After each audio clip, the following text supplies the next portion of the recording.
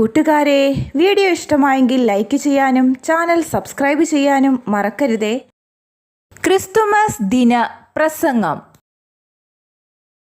പുതിയ പ്രതീക്ഷകളിലേക്കുള്ള പ്രത്യാശയുടെ വാതിൽ തുറന്ന് സ്നേഹവും നന്മയും സാഹോദര്യവും മാത്രം കണ്ടെത്തുവാൻ നമ്മെ പ്രചോദിപ്പിക്കുന്ന ക്രിസ്തുമസ് വരവായിരിക്കുകയാണ്.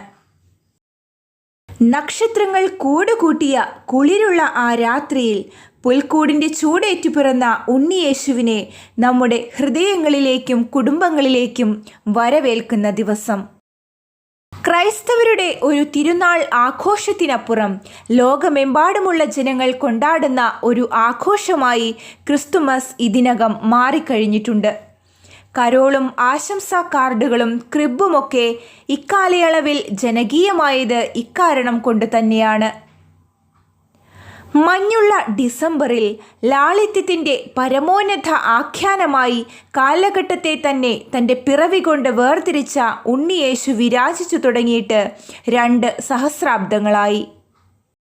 ഉണ്ണിയേശുവിൻ്റെ ചരിത്ര പ്രാമുഖ്യത്തോടൊപ്പം പുൽക്കൂടും സാന്താക്ലോസും ക്രിസ്തുമസ് ആശംസാ കാർഡുകളും ലോക മനസ്സുകളെ ക്രിസ്തുമസ് കാലയളവിൽ കുളിരുകോരിക്കുന്ന ഒരു സാമൂഹ്യാനുഭൂതി കൂടിയായി മാറിക്കഴിഞ്ഞു. ക്രിസ്തുമസ് ആഘോഷിക്കുന്നതും പങ്കുവെക്കുന്നതും യേശുക്രിസ്തുവിൻ്റെ ജനനം മാത്രമല്ല, മറിച്ച് ക്രിസ്തുവിൻ്റെ ജീവിതം നമ്മെ പഠിപ്പിച്ച നന്മയുടെ പാഠങ്ങളായ സ്നേഹവും സഹിഷ്ണുതയും സാഹോദര്യവും അതിലുപരി മനുഷ്യത്വവും മാനവികതയുമാണ്. ജാതിമത വ്യത്യാസങ്ങൾക്കപ്പുറം വൈവിധ്യങ്ങൾ മറന്നുകൊണ്ട് നമുക്കൊരുമിച്ച് സന്തോഷിക്കുവാനും ആഘോഷിക്കുവാനും സാധിക്കും എന്നതിനുള്ള വലിയ പ്രതീകമാണ് ക്രിസ്തുമസിനുള്ള ജനപ്രീതി. ഈ ക്രിസ്തുമസിന് എനിക്ക് നിങ്ങളോട് പറയുവാനുള്ളത്, വികസനത്തിൻ്റെ ചിറകിലേറി പറക്കുന്ന ഈ ആധുനിക കാലഘട്ടത്തിൽ നമ്മൾ ഓർക്കേണ്ട ഒരു കാര്യമുണ്ട്. ദാവീദിൻ്റെ പട്ടണത്തിൽ നിങ്ങൾക്കായി ഒരു രക്ഷകൻ, കർത്താവായ ക്രിസ്തു ഇന്ന് ജനിച്ചിരിക്കുന്നു എന്ന സന്ദേശം ആദ്യമായി ലഭിച്ചത് ആട്ടിടയന്മാർക്കായിരുന്നു. ഉണ്ണി ഈശോ ബേത്ലഹേമിലെ കാലിത്തൊഴുത്തിൽ പിറന്ന രാത്രി പൊന്നും മീറയും കുന്തിരിക്കവുമായി യേശുക്രിസ്തുവിനെ കാണാനെത്തിയത് 3 രാജാക്കന്മാരാണ്. അന്ന് അവർക്ക് യേശുവിലേക്കുള്ള വഴികാട്ടിയായി മാറിയത് ഒരു നക്ഷത്രമാണ്. ഒന്നും അറിയാത്ത ആട്ടിടയന്മാരും എല്ലാം അറിയുന്ന ജ്ഞാനികളായ രാജാക്കന്മാരും സമാധാനം കണ്ടെത്തിയത് ക്രിസ്തുവിനെ കണ്ടപ്പോഴാണ്.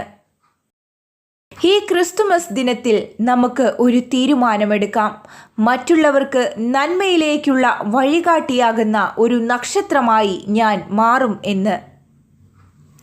കാരണം അക്രമവും തീവ്രവാദവും അസഹിഷ്ണുതയും സ്ത്രീ പീഡനങ്ങളും അഴിമതിയും അധാർമിക യാഥാർത്ഥ്യങ്ങളും മനുഷ്യത്വരാഹിത്യവുമൊക്കെ നമുക്ക് ചുറ്റും വർദ്ധിച്ചു വരുമ്പോൾ നന്മയുടെ പ്രകാശ ഗോപുരങ്ങളായി ചില മനുഷ്യരെങ്കിലും അവശേഷിച്ചില്ലെങ്കിൽ മാനവികതയുടെ പ്രകാശം നമ്മൾക്ക് എന്നേക്കുമായി നഷ്ടപ്പെടും.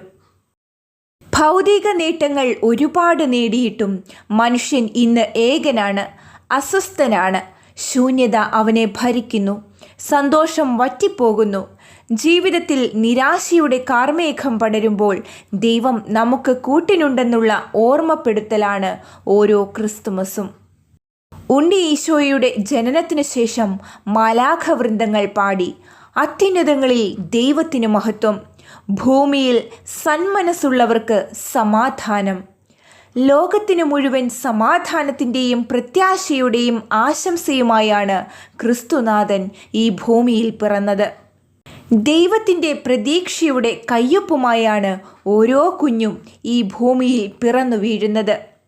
മനുഷ്യരാശിക്ക് ലഭിക്കുന്ന പ്രതീക്ഷയാണ് നമ്മുടെ ഓരോരുത്തരുടെയും ജന്മം. അതിനാൽ അഹങ്കാരവും സ്വാർത്ഥതയും വെടിഞ്ഞ് മറ്റുള്ളവരെ സ്നേഹിക്കുകയും അംഗീകരിക്കുകയും ചെയ്യുമ്പോൾ മാത്രമേ ക്രിസ്തു നമ്മിൽ ജനിക്കുകയുള്ളൂ. അതിനാൽ ഹൃദയത്തിൽ തൊട്ടുകൊണ്ട് നമുക്കൊരു തീരുമാനമെടുക്കാം. ഈ ക്രിസ്തുമസ് പുതുവത്സര നാളുകളിൽ നവചൈതന്യത്തോടെ വീണ്ടും ഒരു പിറവിയെടുക്കുവാൻ നമുക്ക് ഓരോരുത്തർക്കും സാധിക്കട്ടെ. ദൈവം നമ്മെ ഏവരെയും അനുഗ്രഹിക്കട്ടെ എന്നാശംസിച്ചുകൊണ്ട് നിർത്തുന്നു. എല്ലാവർക്കും ക്രിസ്തുമസ് പുതുവത്സര ആശംസകൾ. നന്ദി.